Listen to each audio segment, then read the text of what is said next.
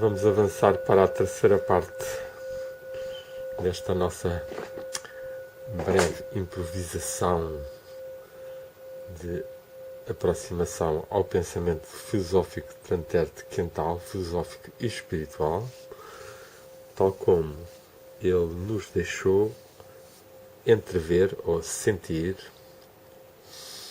ou poder assimilar a partir das tendências gerais da filosofia na segunda metade do século XIX, publicado, como sabemos, em 1890, na revista Portugal. Este é o terceiro vídeo, gravação. Estamos entrados no terceiro artigo, no qual, como já referimos, Antero põe em causa o velho espiritualismo, ao qual, sem desacato, ousaremos chamar mitológico, diz ele, dizendo que não se podia manter.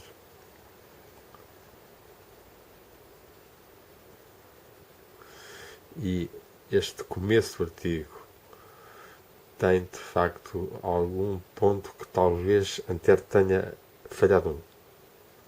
Diz-nos eles assim, começa mesmo, e portanto volta um bocadinho atrás. Em face dos resultados positivos das ciências, da constituição de uma psicologia de orientação bem diversa da dos escoceses e, sobretudo, do trabalho de exploração e sondagem intelectual do criticismo, que depois de Kant tomaram uma atividade e direção novas, o velho espiritualismo, ao qual, sem desacato, ousaremos chamar mitológico, não podia manter-se. O seu dualismo, renovado de Descartes, tornara-se, no tocante à sua concepção da matéria, insustentável perante a física moderna. No outro polo desse dualismo, o seu Deus real e pessoal, abalado pelas ciências da natureza, caía às mãos do criticismo, que não podia ver nele mais do que uma ideia pura, a categoria do ideal segundo Kant e o tipo da vida espiritual. Aqui há, de facto, em Antero, um alinhamento com um criticismo kantiano que faz desaparecer o Deus real e pessoal e Antero não conseguiu estabelecer a relação pessoal com Deus. E acho que este é um ponto fulcral que pode vir a explicar a sua tristeza, o seu aparente claudicar final com o suicídio. Esta demolição de um Deus mitológico e de uma dualidade excessiva entre o homem e a divindade, ou entre o espírito e a matéria, é correto. Mas a divindade, ainda que possa ser vista como categoria do ideal, como o tipo da vida espiritual, e Antero por vezes inclina-se nesta direção, é também um ser, é o ser mesmo primordial. E esse ser é conhecido por nós na medida em que nós somos também pessoais, é conhecido pessoalmente. E se nós não fazemos essa ligação, tanto vertical como interior, ficamos sem a ligação do coração, do íntimo, do interior do nosso ser com a divindade. E então podemos sussurrar numa certa visão mais abstrata, ainda que possa ser altamente moral e ética e aplicada no bem, mas sem a relação vivencial interior. E é isso que talvez tenha falado a Antero. Pois o Antero continua neste começo do terceiro artigo. A mesma análise, esta análise crítica atual, despojava a alma daquela personalidade realista com que só a imaginação primitiva adotara e que o espiritualistas apenas subtilizavam e refinavam, mantendo-a no fundo quando definiam a alma como uma substância sui generis, um ser espiritual oposto a um ser material, e só momentaneamente e, entre parênteses, incompreensivelmente a ele ligado. O cristicismo, porém, assim como a nova psicologia, não podiam ver na alma essa substância de natureza excepcionalíssima e toda a vida real, mas apenas a unidade, quando não simplesmente a soma dos fatos íntimos da consciência. Esta redução que vai ser feita pelo influxo do kantismo e do criticismo vai dar em que todas essas entidades fantásticas, diz-nos Antero, são reduzidas a um facto único, a uma única realidade, a consciência. E se prossegue, através da poeira de muitas discussões, creio que este é o resultado líquido da evolução da psicologia e do criticismo nos últimos 40 anos. Desfeitos os mitos, assim, em que se consubstanciara, caiu, pois, aniquilado o espiritualismo? Não caiu. Sofreu uma crise profunda, mas saiu dela renovado e mais sólido. A consciência que aquela névoa mitológica obscurecia envolvendo-a apareceu mais nítida, reduzida a um fato íntimo. Esse fato ficou inabalável e soberano. A dificuldade capital, que surgia irresistivelmente da concepção realista da alma, a união incompreensível de duas substâncias radicalmente diversas e a dependência em que a alma está do organismo, essa dificuldade desapareceu com aquela personificação que a gerara. Assim, como vemos, Antero considera que o que realmente constitui a essência da alma é a consciência e que ela não deve ser personificada de uma forma tão dualista que ele chega aqui a referir como personalidade realista com que só a imaginação primitiva adotara. Aqui Antero não está a desenvolver tanto a noção do corpo espiritual, que é fundamental também ser consciencializado. Senão, o espírito pode ser uma mera abstração, ainda que seja o íntimo maior, com uma consciência pura, com uma espontaneidade e liberdade interior, ela acaba por ser pouco vivida e compreendida como uma centelha luminosa, o espírito, o núcleo da alma como uma centelha luminosa. E essa consciência que por vezes Antero leu ou pensou, acaba por não estar tão desenvolvida, ainda que Antero a apresente de outra forma, que de certo modo pode englobá-la, e que é a noção desse eu. Esse eu, primeiro, mais primitivo, ainda mais preso pela animalidade, pelo egoísmo, pela ignorância, e que aos poucos, com acrescentos de ser, com o influxo de ideias e de atos éticos e morais, se vai desenvolvendo até, segundo Antero, poder chegar ao nível do eu absoluto, do eu puro, e que, no qual o eu particular e pessoal quase que desaparece, e aqui fica algumas reticências que o próprio Antero não tem bem a certeza e que veremos um pouco mais à frente.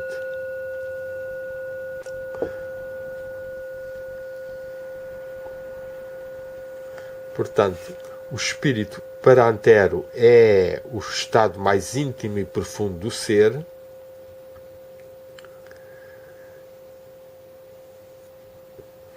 e que tem de ser, de certa forma,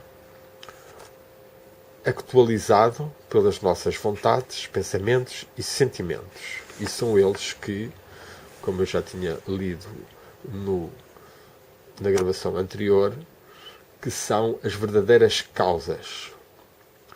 E, neste sentido, Antero, de alguma forma, talvez absolutizando ou exagerando um bocado, acha que o espírito percebe o universo não adaptando-se a ele, mas adaptando-o a si.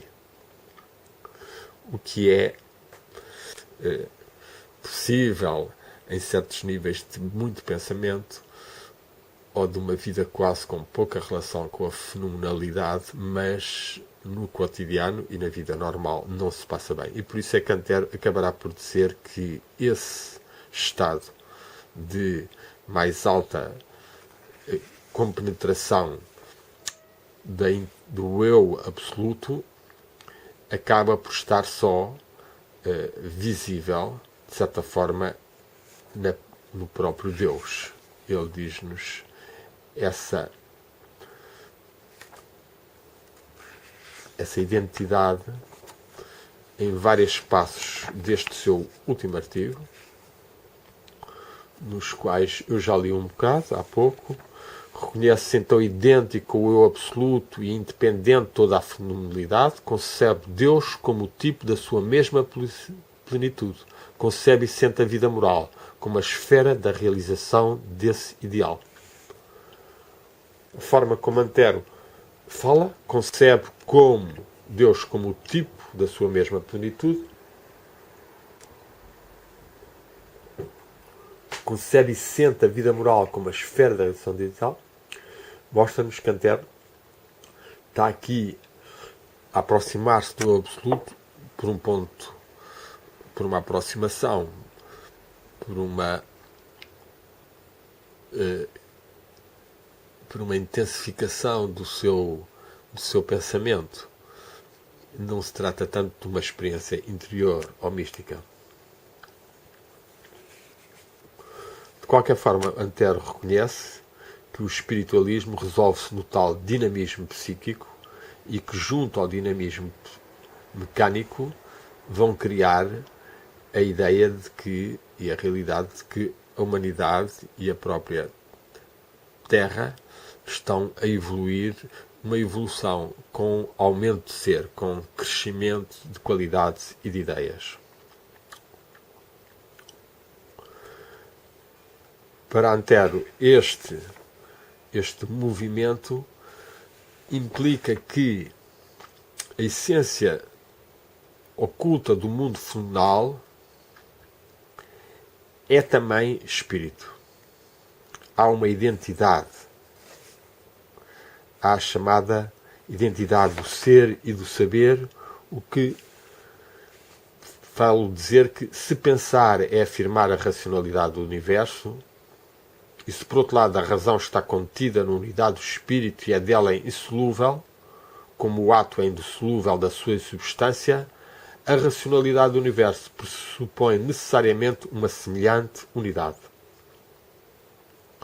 Pena Antero não ter avançado aqui com esta ideia da semelhante unidade com a racionalidade do universo, ainda que noutros momentos tenha falado do panpsiquismo. Aqui ele está-se a aproximar, no fundo, do logos spermatikoi, por exemplo, dos estoicos, que afirmavam essa omnipresença de uma substância inteligente e amorosa em todos os seres e todas as coisas. Antero vai chegar lá de uma outra forma, uma forma mais moderna e mais científica, considerando que há no movimento da atração já dos átomos e das moléculas, e nas formas mais inferiores ou mais primitivas da manifestação orgânica, já há uma ideia força de espontaneidade, que por sua vez significa uma força de atração e de repulsão, e que ele mais tarde, na parte final do texto, acaba por, de certa forma, ligar com o seu estado mais evoluído. Ele revela que isso é o amor, que é o bem. Portanto, neste caso, nós vemos que Antero neste seu livro é claramente uma obra de filosofia bastante profunda, intensa. Não terá sido lida tão profundamente de um ponto de vista espiritual, ainda que tenha havido boas aproximações, como as de Joaquim de Carvalho, como as de Leonardo de Coimbra, como de Santana Dionísio, por exemplo, para referir alguns apenas. Mas há aqui muitos aspectos que têm que ser aprofundados e contextualizados com o que ele podia naquela época realizar e o que nós podemos realizar e o que ele foi original e pioneiro, ou mesmo quase que profeta.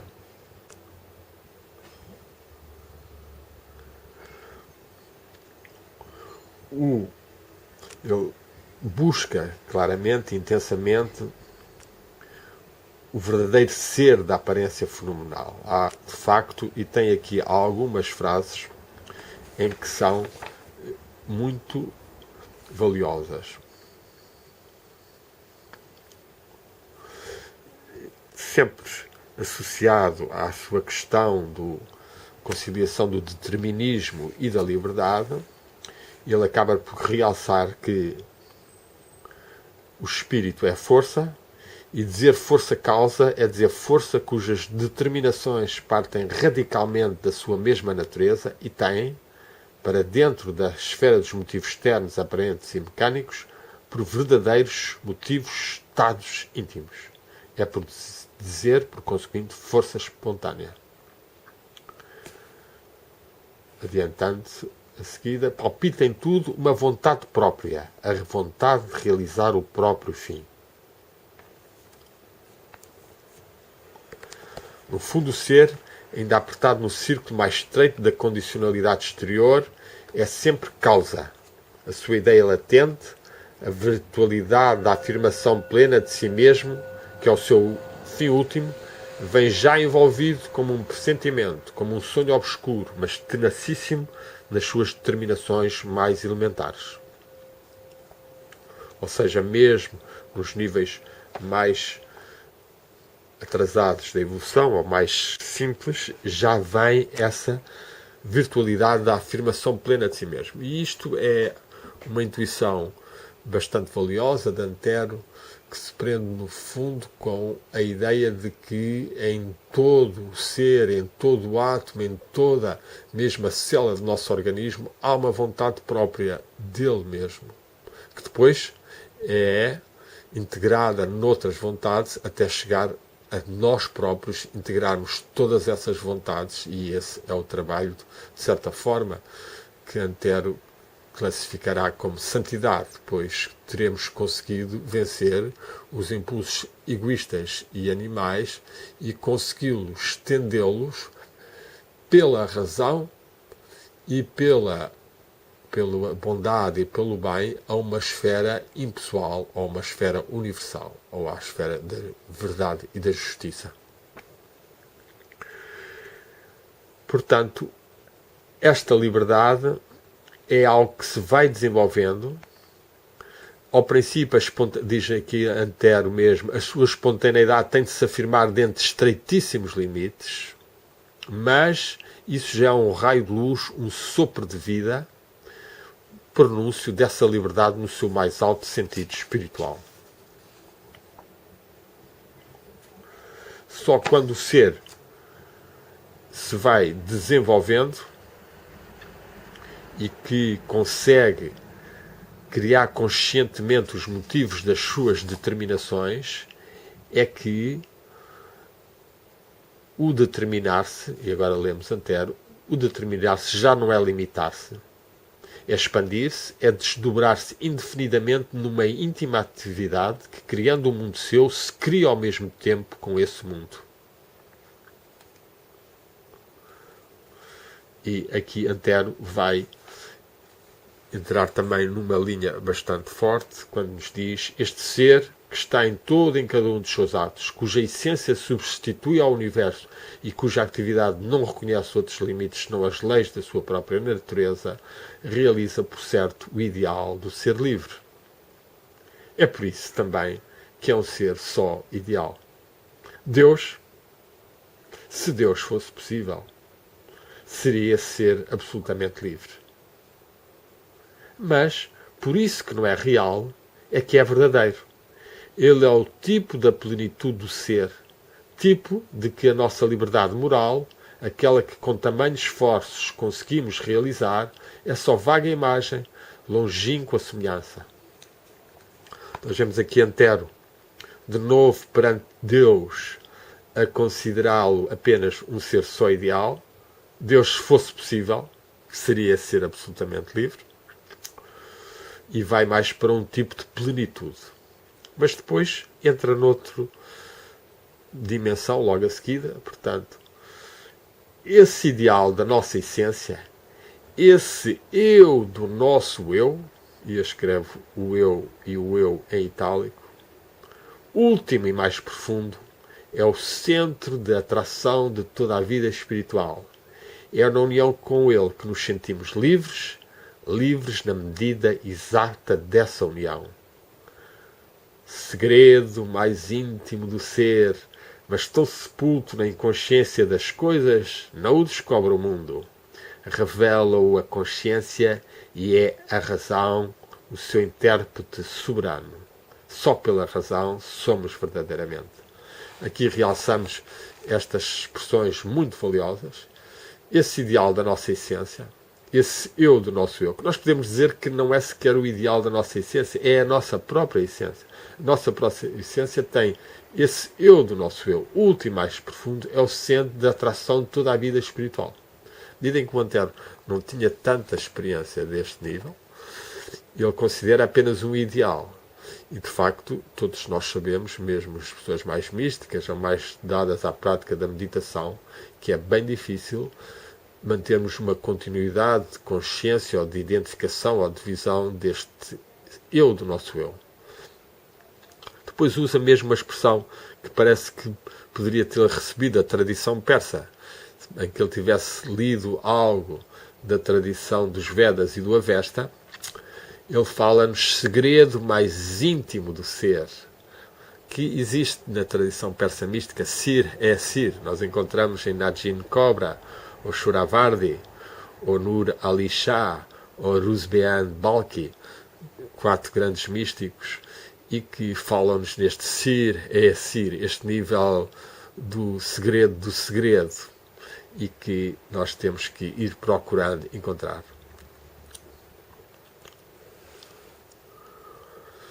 Pois Antero continua dizendo que os nossos atos limitados têm a sua raiz nessa virtualidade infinita, nesse segredo do segredo, nesse Sir é Sir. E quanto mais pela razão a vontade comunica com essa região profunda e se identifica com o seu fim absoluto, tanto mais rica de elementos próprios é a sua determinação e tanto mais livre é. Este pobre eu, que segue Antero, que começa cativo, esmagado, faz fim onde era meio e de particular e limitado transforma-se finalmente no que se diria um outro eu, impessoal, absoluto, todo razão e vontade pura. Identificado com o próprio ideal, só agora é ele mesmo. Não concebemos que outra coisa seja ser livre. Depois vai-nos... Aqui temos, de facto, estas, às vezes, talvez, absolutismos grandes. Aqui transforma-se finalmente no que se diria um outro eu, impessoal, absoluto, todo razão e vontade pura. E, provavelmente, também existe o afeto e o amor nesse eu mais elevado. E depois ele afirma, então, que a distância que vai da vaga espontaneidade da molécula que vibra na vibração, na atração ou repulsão de outra molécula, à liberdade do homem que se determina na razão, pela razão, não é incomensurável. Ela é a medida exata da distância que vai do momento inferior do ser ao superior, da força elementar e abstrata à força completa e completa. É aqui que Antero fala que eterno, imoto, absorvente, um mesmo tipo de perfeição e plenitude, só diversamente entrevisto, entre sonho, pressentimento, ideia pura, é o centro comum da atração de todas as vontades dispersas, de todos os movimentos do universo. A cadeia universal das existências, na sua prodigiosa espiral das espirais, aparece-nos como a ascensão dos seres à liberdade, do qual descobrimos a causa final de tudo. Por isso, Antero considera que a evolução é um verdadeiro progresso, traduz um aumento do ser, até então só virtual, que é adicionado à realidade e é feito forma, ação e lei no universo. E, ao realizar mais plenamente o fim comum, contém mais ser.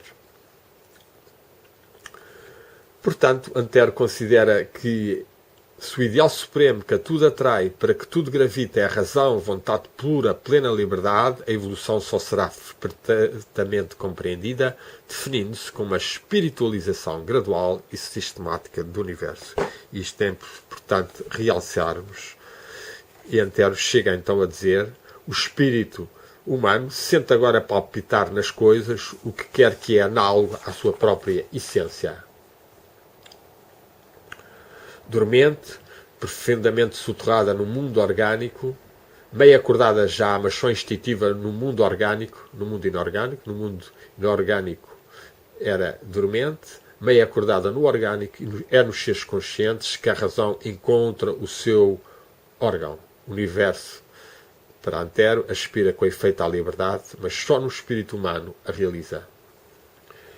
E este vai realizá-lo num esforço renovado do pensamento para a razão, da vontade para a justiça, de todo o ser social para o ideal e a liberdade. E assim, o caminho andado escorrega debaixo dos pés, por vezes, quando a animalidade toma posse do terreno onde o espírito, adormecendo, não se soube manter. Enganam-se, pois, singularmente, os que sonham o progresso como mecânico, caminhando por si e beatificando os homens, independentemente da energia moral deles. Por outras palavras, um progresso realizado fora do espírito. Enganam-se, porque a essência do progresso está justamente nesta intervenção, cada vez mais larga e intensa, do espírito na humanidade.